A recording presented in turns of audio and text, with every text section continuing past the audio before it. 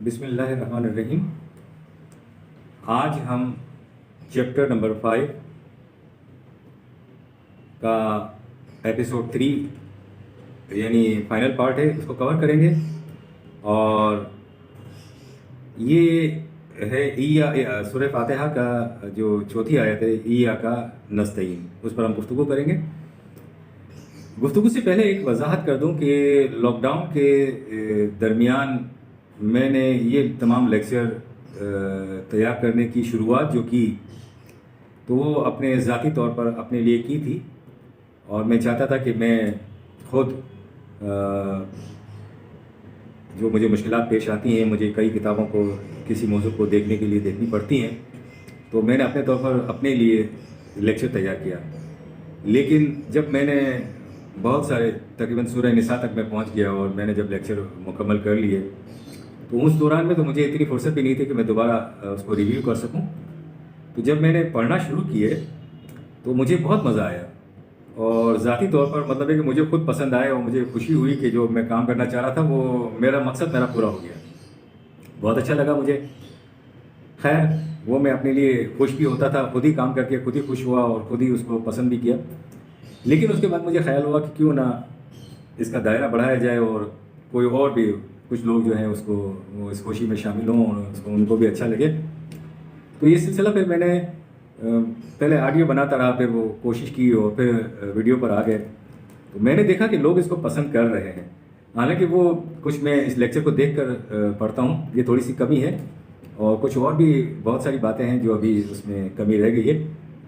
لیکن اس کے باوجود بھی مجھے خود بھی بہت اچھا لگتا ہے، یعنی بعض اوقات میں خود بھی ان لیکچرز کو 2-3 مرتبہ پڑھتا ہوں، تو اس میں مجھے بہت سارے فائدے ہوئے۔ ایک تو فائدہ یہ ہوا زبردست قسم کا کہ مجھے خود بیان کرنے میں کبھی کبھی جو پریشانی ہوتی تھی عام طور پر دوسرے دوستوں کے سامنے، تو وہ مشکل حل ہو گئی۔ تو وہ واضح طور پر یہ لیکچر اس طرح کے بن گئے ہیں خدا کی قدرت سے، مجھے نہیں، میری اس میں کوئی کاریگری نہیں ہے، اللہ تعالیٰ کا شکر ہے کہ کچھ اس طرح کے بن گئے ہیں کہ وہ ساری چیزیں کلیئر ہو جاتی ہیں اور وہ اچھا لگتا ہے مجھے۔ تو ہم آج جو ایپیسوڈ 3 شروع کر رہے ہیں، لیکن اس سے پہلے پچھلے جو ایپیسوڈ 2 تھا اس سے بات ہم شروع کریں گے۔ 42/38 تک ہم نے چھوڑا تھا کہ اس آیت میں مومنین کے لیے کہا یہ گیا ہے کہ یہ لوگ اپنے رب کے بلاوے پر لبیک کہتے ہوئے آگے بڑھتے ہیں، اس کے احکام و قوانین کی پوری اطاعت بھی کرتے ہیں، اور انہی قوانین کی روشنی میں اپنے امور مملکت باہمی مشورے سے طے کرتے ہیں، اور جو سامان زیست خدا نے انہیں دے رکھا ہے اسے رفاع عامہ کے لیے کھلا رکھتے ہیں۔ یہاں پر آپ غور کریں، آج کے دور میں بھی یہ جو نظام مملکت کی عمارت کا نہایت اہم ستون جو ہے وہ ہے وَأَمْرُهُمْ شُورَىٰ بَيْنَهُمْ 42/38۔ تو یہ بھی اشارہ ہے کہ نظام مملکت کی طرف، یعنی یہ نظام مملکت کی طرف اشارہ ہے کہ نظام مملکت ہونا چاہیے۔ ظاہر ہے کہ أَمْرُهُمْ شُورَىٰ بَيْنَهُمْ کی بات جو ہے وہ نظام مملکت کے لیے ہی کہی جائے گی۔ تو قرآن مجید میں اس آیت سے 42/38 سے ہمیں یہ محسوس ہوتا ہے، ہمیں یہ اشارہ ملتا ہے کہ یہ ہمیں نظام مملکت کی طرف اشارہ دیا جا رہا ہے،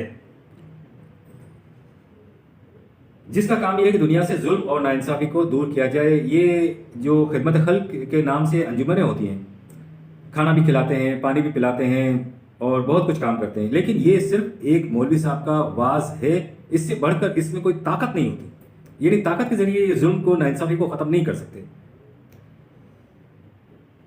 یعنی 1.5 اینٹ کی مسجدیں ہیں، الگ الگ پلیٹ فارم ہیں، اس میں کوئی نظم نہیں ہے، ربط نہیں ہے، ایسا نہیں ہے کہ تسبیح کے دانوں کی طرح ایک دوسرے کے اندر پروئے گئے ہوں۔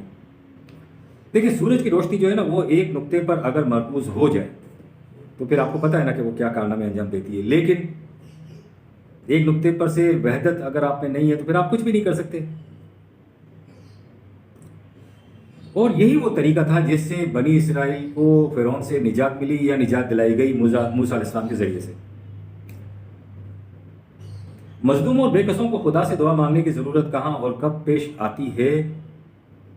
ایسے معاشرے میں جہاں غنڈہ گردی کے ذریعے شریف انسانوں پر عرصہ حیات تنگ ہو جائے، افراتفری نفسا نفسی ایسی کہ اگر کوئی گر جائے تو سب رونتے ہوئے گزر جائیں، بچوں کی بھوک، تن کا کپڑا، مریض کا علاج، موت پر گور کفن کے لیے بھی، ایسے معاشرے میں ناداروں کو ہر وقت دعا کرنی پڑتی ہے، کیونکہ یہ معاشرہ صحیح خطوط یعنی مستقل اقدار خداوندی پر متشکل نہیں ہوا ہوتا۔ اگر ہر فرد معاشرہ کی اسی طرز کی ضرورتوں کو ولایت مملکت اٹھا لے، یعنی اگر مملکت ایسے لوگوں کی، نادار لوگوں کی، بے کسوں کی ولایت کا ذمہ اٹھا لے، تو پھر محتاج و بے نوا کیوں ہونے لگیں گے؟ کیوں کسی تنہا اور بے سہارا کو خدا سے کچھ مانگنے کی ضرورت پڑے گی؟ یہ تو قدم قدم پر محتاج و لاچار خدا سے التجائیں کرتے رہتے ہیں۔ ورنہ مومنین کے معاشرے میں اپنی انفرادی ضروریات کے لیے خدا سے کچھ مانگنا نہیں پڑتا۔ حضرت عمر رضی اللہ تعالیٰ عنہ کا ایک واقعہ ہے، یہ انہوں نے ایک بات بیان کی کہ مجھے خلیفہ کیوں بنایا گیا ہے؟ مجھے خلافت کا فریضہ اس لیے سونپا گیا ہے کہ میں تمہاری دعاؤں کو خدا تک پہنچنے سے روک دوں۔ جہاں تمہاری ضرورت سر اٹھائے اور وہیں میرے اندر سے پورا کرنے کی اہلیت کی آرزو پیدا ہو۔ قرآن کریم میں مومنین کی جس قدر دعائیں ہیں وہ اجتماعی ہیں، کوئی ایک دعا بھی انفرادی نہیں ہے۔ ان اجتماعی دعاؤں کا مقصد یہ ہوتا ہے کہ ان کے ہاتھوں ایسا نظام قائم ہو جائے کہ اس نظام کے اندر کوئی مصیبت زدہ نہ ہو اور آگے جا کر پھر عالمگیر انسانیت کے مسائب و آلام کا علاج بھی دریافت کر لیا جائے۔ زیر نظر آیت یا کا نستعین 1/4 ہم تجھ سے استعانت چاہتے ہیں، یہ بھی اجتماعی دعا ہے، انفرادی نہیں ہے۔ دعا سے انکار نہیں کیا جا سکتا، یعنی یہ نہیں کہا جا سکتا کہ جی دعا نہیں مانگنی چاہیے یا اس کی کوئی اہمیت نہیں ہے، ایسا نہیں ہے۔ قرآن کریم نے جو معنی کی وضاحت کی ہے وہ کچھ یوں ہے کہ دعا کرنے کے بعد اس پروگرام پر عمل پیرا بھی ہونا ضروری ہے، جس کا اشارہ اور کنایہ آپ کو قرآن مجید میں ملتا ہے، جس کے ذریعے آپ اپنا مقصد حاصل کر سکتے ہیں۔ دعا کی اہمیت یہ ہے کہ دنیا میں جب بھی کوئی کام کرنا ہو تو اس کے لیے سب سے پہلے ہمارے دل میں آرزو ابھرتی ہے۔ دنیا میں عمل کی بنیاد آرزو ہے۔ اس آرزو سے ہماری زندگی میں نورانیت اور چمک پیدا ہو جاتی ہے۔ آرزو شدید ہوگی تو ارادہ مستحکم ہوگا، اس استحکام کی بدولت ہی حصول مقصد کی جدوجہد کا تعین ہوگا۔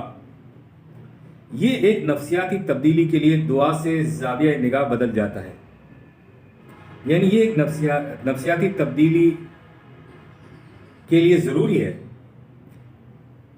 کہ دعا کی جائے۔ اس کا فائدہ کیا ہوتا ہے؟ اس کا فائدہ یہ ہوتا ہے کہ زاویہ نگاہ بدل جاتا ہے، جس سے خارجی دنیا میں تبدیلی واقع ہوتی ہے۔ قرآن مومن کے سامنے صحیح آرزو کا ایک معیار رکھتا ہے۔ وَمَا تَشَاءُونَ إِلَّا أَن يَشَاءَ اللَّهُ 81/29۔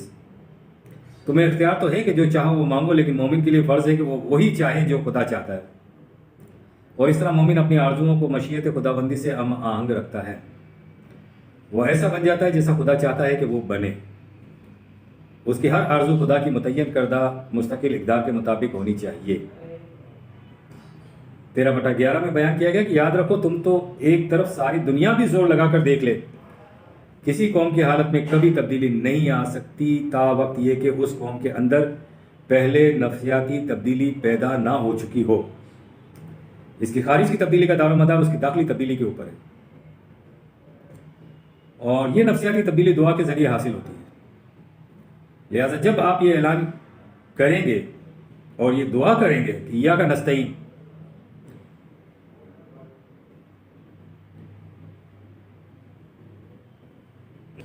جب آپ یا نستعین کہتے ہیں تو دراصل آپ خدا سے منزل مقصود تک پہنچنے کی آرزو کا اظہار کرتے ہیں اور اس کے لیے اس کی اعانت طلب کرتے ہیں، تو آپ کے اندر یہ احساس بیدار ہو جاتا ہے کہ میں کس طرح اس منزل تک پہنچنے کا صحیح پہنچوں، اور پھر آپ کے ذہن میں آتا ہے کہ یار کوئی صحیح راستہ ہونا چاہیے، کوئی سیدھا راستہ ہونا چاہیے جو سامنے آ جائے۔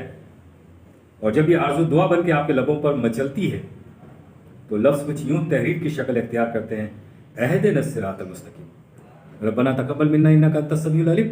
اب یہ ہم نے آج یا کا نستعین پورا چیپٹر مکمل کر لیا، 3 ایپیسوڈ پر مشتمل۔ بہت مہربانی، تھینک یو۔